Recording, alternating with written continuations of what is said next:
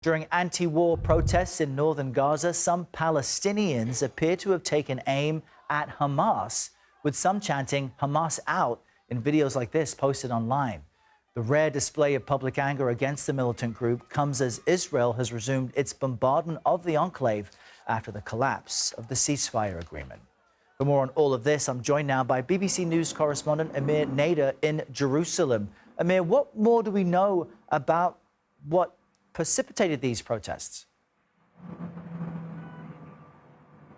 Well, we haven't really seen anything like these protests. Hundreds of people marching through, well, what used to be streets, really just the desolate wasteland of rubble in northern Gaza, an area called Beit Lahia, chanting for Hamas to get out, chanting for the end of military, essentially rule by force, also chanting for peace and for an end to the war and as they call it, an end to the ethnic cleansing of Palestinians and the forced expulsion of Palestinians out of Gaza. What seems to have precipitated it were some rockets that were fired out of that area earlier in the day yesterday, leading to the Israeli military to issue an evacuation order for that neighborhood and leading, it seems like, to this eruption of popular discontent. During the protests, we saw reports of masked men, apparently being Hamas, that went in to try and disrupt the protests and to try and undermine them.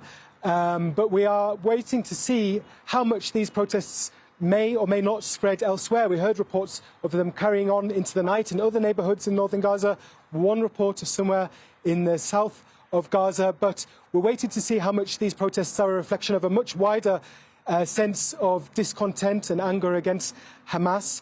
And, you know, or it's just a sort of a cry of desperation of one particular neighbourhood in the north of Gaza that has suffered some of the worst of the violence and the deprivation throughout the war.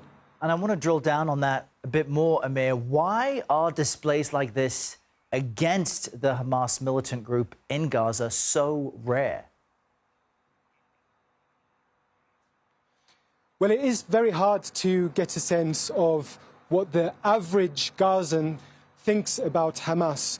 You know, how many people are backing Hamas and the war and want it to continue or are supportive of its strategy, how many are not. We do know there is a widespread discontent as well with the way Hamas has led its campaign and the huge suffering that's come about through it. There are many who not only criticise Hamas but also criticise Hamas and Israel for the very, very severe response that's claimed a huge civilian cost and infrastructure cost on the Palestinians of Gaza. So it is very hard to get a sense of what the average person in Gaza thinks about Hamas. And that's why some are saying, look, this is just a few hundred people that came out yesterday, but could it be a reflection of something wider?